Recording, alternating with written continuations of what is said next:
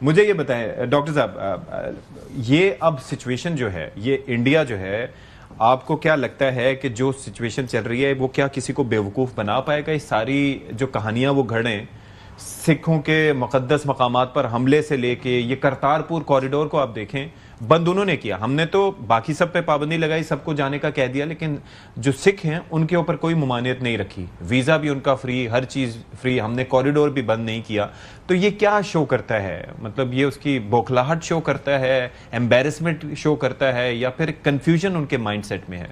देखिए, पहले तो एयर चीफ को कमेंट कर दो, मैं समझता हूँ चाइनीज को शुक्रिया अदा करना चाहिए। हाँ जी। कि जिस तरह उनके जो एसेट्स हैं उनकी वैल्यू पूरी दुनिया में हुई है।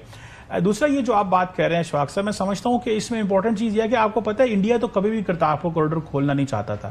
ये उस वक्त भी पाकिस्तान की लीडरशिप ने, सिविल मिलिट्री लीडरशिप ने फैसला किया था कि हम करतारपुर कॉरिडोर खोलें ताकि ये जो कनेक्शन है इसको बहाल किया जा सके, लोग यहाँ पे आना चाहते हैं। और उसके बाद आप देखिए पिछले 5-6 सालों के अंदर बहुत ज्यादा मूवमेंट हुई है, सिर्फ डायरेक्टली इंडिया से। और आपको पता है इंडिया में ऐसे लोग हैं जो अफोर्ड नहीं कर सकते बाय एयर आना या किसी और जगह से आना, तो वहां से तो वो उनको जो एक्सेस दी गई, तो ये जो कनेक्शन था वो नरेंद्र मोदी को समझ नहीं आ रही थी कि मैं इसको तोड़ूं कैसे।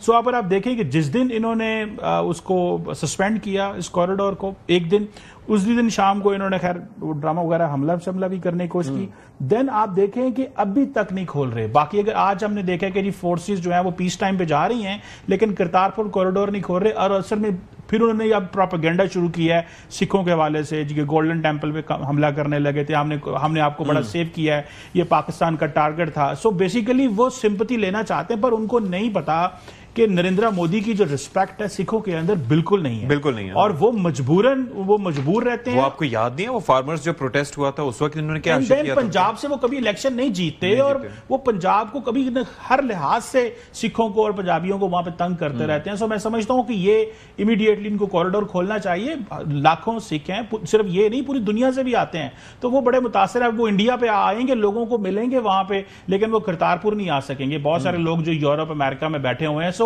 मैं समझता हूं कि ये बुखलाहट है कि करतारपुर कॉरिडोर भी बंद करना, गोल्डन टेम्पल का भी कहना, और कहना जी फिर फेक न्यूज चला देते हैं कि जी हमने जो एयर गन्स लगा दी थी गोल्डन टेम्पल के इर्द गिर्द। अब फिर उन्होंने डिनाई किया कि हमने कुछ ऐसा नहीं किया।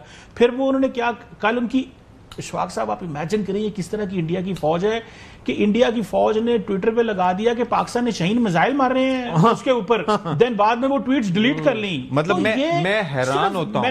मैंने आपको बताया था ये हिस्ट्री रीराइट करना चाहते हैं, इवेंट्स को रीराइट करना चाहते हैं, जो कि अब नहीं हो सकते। मैं हैरान इस चीज पे होता हूं, और अपने नाजरीन के लिए भी, कि अफनान साहब जब कोई बैलिस्टिक मिसाइल्स और वो जो nuclear capable ballistic missile fire होता है, तो दुनिया में अमेरिका, रूस, चीन समेत वो मुल्क जिनकी मिलिट्री सैटेलाइट्स वहां पर स्पेस में मौजूद हैं, जिनके कमांड और कंट्रोल सिस्टम्स हैं, स्पेस सेंटर्स जिनके हैं, वो हीट सिग्नेचर्स भी देखते हैं मिसाइल के, क्योंकि ये जो बैलिस्टिक मिसाइल है ये स्पेस में जाता है, ये एक्सो एटमॉस्फेयर में जाता है, एंडो एटमॉस्फेयर में जाता है, उसके बाद फिर आर्क बनाता हुआ ट्रेजेक्टरी बना के जमीन पे आता है, यानी कि it takes time.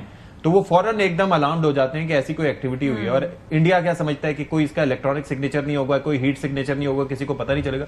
Who are they trying to fool? अगर हम शाहीन फायर करते हैं या बाकी फायर करते हैं, उसने जाके डाउन होना था, वहां पर पता चल जाना था कि हुआ क्या है। लेकिन we are a very responsible state.